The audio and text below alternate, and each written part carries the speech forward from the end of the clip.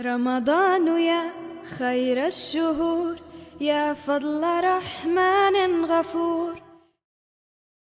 Kalau bicara skala internasional yang Pak Najib lihat, bagaimana peran Ahmadiyah dalam terjemahan Al-Quran secara internasional dan program-program apa saja yang dilakukan oleh Ahmadiyah terkait Al-Quran tadi?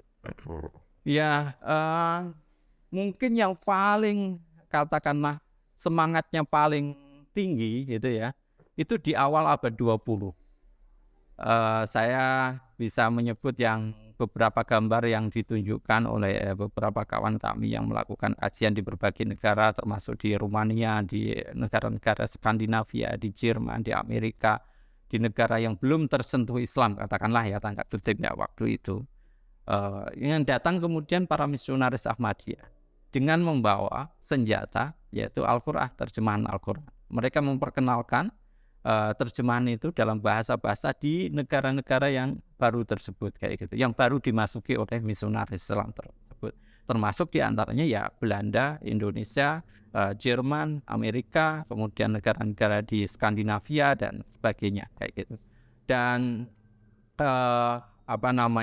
semangat itu saya kira terus dilakukan gitu ya sekarang ini, dan dengan proses penerjemahan ke bahasa-bahasa lebih dari berapa Pak? 200 ya? 100 dalam 100 bahasa di dunia, termasuk mungkin itu yang bahasa daerah belum.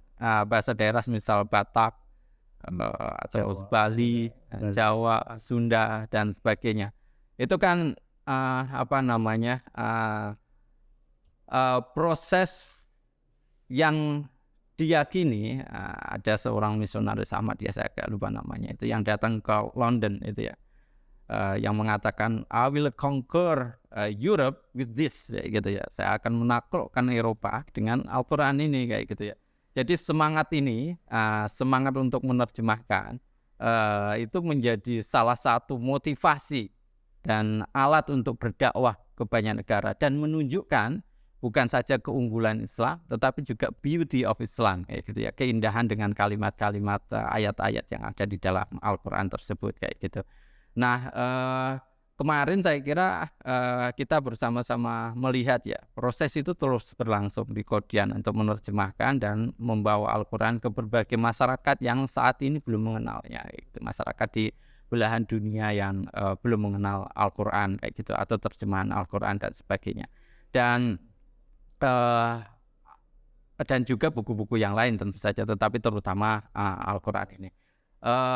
Mungkin bedanya dengan dulu ya, kita sekarang sudah ada kayak katakanlah Google Translate, kemudian sudah ada AI, ChatGPT yang bisa menerjemahkan dan sebagainya, yang kadangkala orang kalau sudah memiliki tool itu menjadi lebih mudah untuk memahami bahasa yang lain. Tetapi terjemah Al-Quran itu kan berbeda dengan sekedar apa yang dilakukan oleh Google Translate atau ChatGPT yang menerjemahkan dan sebagainya.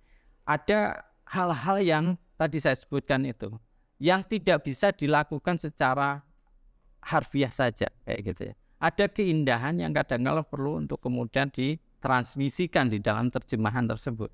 Dan itu yang diantaranya dilakukan. Dan ada katakanlah penjelasan-penjelasan yang tadi seperti ayat-ayat tentang mukjizat itu tidak bisa hanya harfiah saja. Perlu proses yang lain yang dilakukan oleh seorang penerjemah. Misalnya kalau umpamanya Zafrullah Khan sama Sher Ali, itu kan terjemahannya itu bukan Zafrullah Khan itu kan tidak sekedar kalau dalam bahasa Inggris disebutnya free flowing gitu ya, agak bebas tetapi tidak mengurangi tentang keindahan. Dan itu yang ada yang bahasa kemudian menerjemahkan secara poetik kayak gitu, secara puisi kayak gitu. Ada yang menerjemahkan Al-Quran dengan katakanlah dengan istilah-istilah tertentu, misalnya kayak wahyu itu mungkin pada masyarakat tertentu diterjemahkan menjadi wangsit. Di tempat yang lain diterjemahkan dengan model yang lain. Misalnya Tuhan pun kayak gitu ya. Kadang-kala diterjemahkan dengan bahasa yang berbeda tetapi maksudnya adalah Allah kayak gitu ya. Nah, itu cara-cara seperti itu yang perlu untuk katakanlah masih perantara manusia kayak gitu. Yang saya kira kalau umpamanya tidak dilakukan antara manusia, maka kemudian terjemahannya itu bisa menjadi agak sangat harfiah kayak gitu. Dan ini yang perlu untuk terus dilakukan oleh umat Islam, dan juga saya kira berbagai kelompok yang ada di dalam Islam yang berkepentingan terhadap dakwah dan pengembangan umat Islam itu sendiri secara umum kayak gitu. Dan hal yang lain itu adalah bahwa kalau umpamanya kita melihat sejarah ya Pak Yendra, dulu itu kan sebetulnya ada ya penentangan terhadap terjemahan Al-Quran.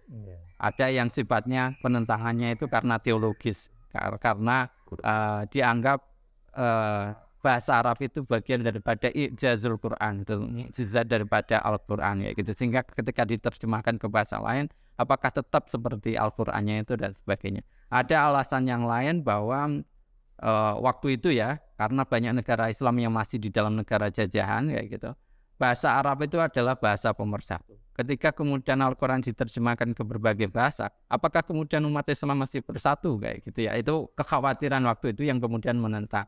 Alasan yang lainnya lagi, kalau umpamanya Al-Quran diterjemahkan ke dalam bahasa yang lain, nanti setiap penerjemah itu memiliki katakanlah bisa jadi ada biasnya kayak gitu ya, ideologis, bias tempat, bias kebangsaan dan sebagainya kayak gitu. Nah ini nanti akan berbeda. Tetapi menariknya dari Al-Quran itu adalah bahwa bahasa Arabnya itu tetap dipegang gitu ya, tetap ada, dan kemudian terjemahan ada di sampingnya. Yang itu kemudian kekhawatiran yang tiga hal itu tadi yang saya sebutkan, yang berkaitan dengan pan-Islamisme, yang berkaitan dengan ijazul Quran tadi, yang kemudian yang berkaitan dengan itu menjadi tidak kekhawatiran itu tidak seperti yang dikhawatirkan kayak gitu, tidak terjadi lah kayak gitu ya. Dan justru sebaliknya, dengan terjemahan itu banyak komunitas itu kemudian tertarik kepada Islam dan sebagainya. Dan di antaranya kita harus berterima kasih dalam hal ini kepada upaya-upaya dari Ahmadiyah, dari kelompok-kelompok yang sudah berusaha menerjemahkan Al-Quran ke berbagai bahasa dan membuat masyarakat dunia itu mengenal tentang Al-Quran.